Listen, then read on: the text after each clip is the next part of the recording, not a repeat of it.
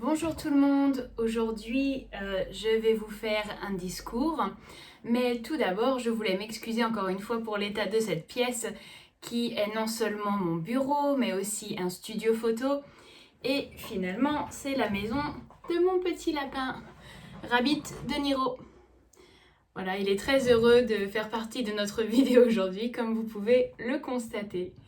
Donc c'est sa cage, sa maison que vous voyez là-bas et c'est pour ça que eh bien, ce n'est pas très rangé. Alors, on va commencer. Alors, ce discours porte sur la dispute entre la France et l'Angleterre à propos de la noix de Saint-Jacques.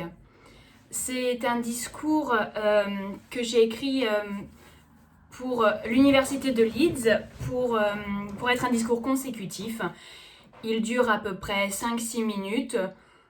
C'est pour les débutants ou au niveau intermédiaire. Je vais joindre le vocabulaire et les expressions à ma vidéo, donc sur ma page YouTube. Je commence. Comme le sujet de cette semaine est l'Union européenne, j'imagine que vous avez déjà reçu beaucoup de discours à ce sujet. Peut-être même tellement de discours que vous en êtes lassés. En résumé, l'Union européenne, c'est cette organisation de 27 pays qui se sont regroupés pour préserver la paix sur le continent européen, mais aussi pour favoriser les échanges commerciaux. Je trouve personnellement que l'Union européenne est un sujet assez vague et assez compliqué à expliquer. Et c'est pour cela que j'ai décidé d'utiliser aujourd'hui un exemple un peu plus concret sur un produit que j'adore. J'ai nommé la fameuse noix de Saint-Jacques. Si vous avez suivi les informations françaises et britanniques ces dernières années, vous aurez certainement remarqué que la vieille bagarre entre les roast beef et les froggies a été ravivée. Mais pourquoi cette mésentente, me demandez-vous? Eh bien, la noix de Saint-Jacques a beau être petite, elle est pourtant à l'origine d'un grand conflit. En effet, les Français et les Anglais se chamaillent depuis assez longtemps au sujet de la pêche à la noix de Saint-Jacques. Cependant, l'an dernier, la guerre de la coquille a pris une tournure violente.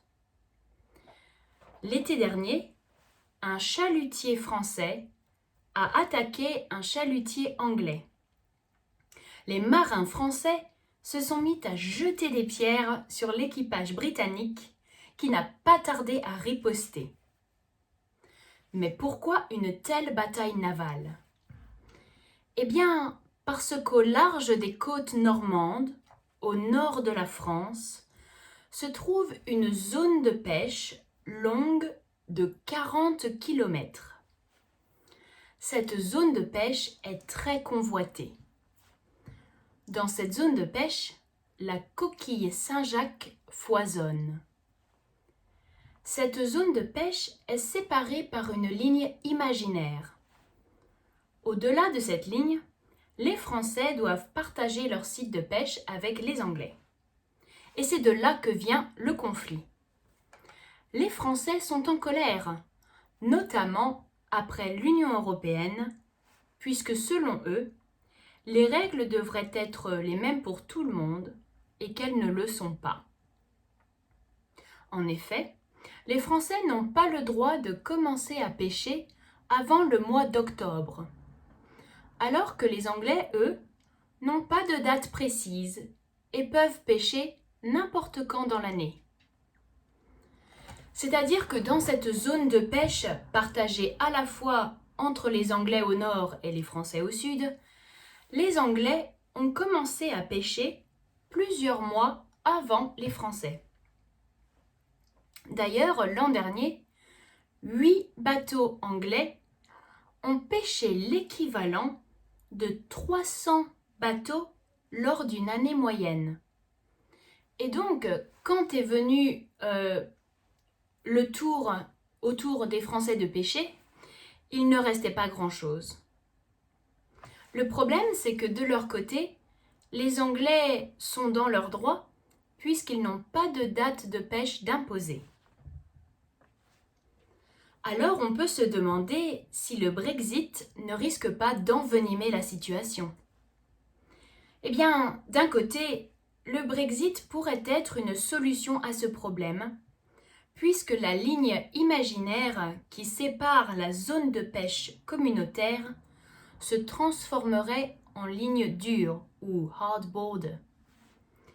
Les Britanniques n'auraient donc plus accès à la zone de pêche du côté français. Mais l'inverse est aussi vrai, et les zones de pêche britanniques seraient fermées aux Français. Ceci représenterait un coup dur pour les autres types de pêche. Certains navires français réalisent jusqu'à 60% de leur chiffre d'affaires, c'est-à-dire plus de la moitié, dans les eaux britanniques. Cependant, tout cela paraît bien dramatique et les Français ne souhaitent pas en arriver là.